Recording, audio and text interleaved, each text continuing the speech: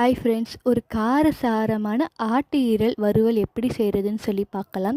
கடையில் போயிட்டு ஒரு 300 கிராம் ஆட்டு ஈரல் வாங்கி நல்லா ஒரு 4 முறை சுத்தம் செஞ்சு வச்சாச்சு. டிஸ்பிளேயில் காட்டுற இன்க்ரீடியன்ஸை நீங்களும் எடுத்துக்கோங்க. காரம் கம்மியாக தான் போட்டிருக்கேன், குழந்தைங்கள் வரைக்கும் சாப்பிடலாம். அதுக்காக குழந்தைங்களுக்கு ஒயிட் ரைஸில் பசைஞ்சு கொடுத்தாங்கன்னா நல்லா சூப்பராக அருமையாக சாப்பிடுவாங்க.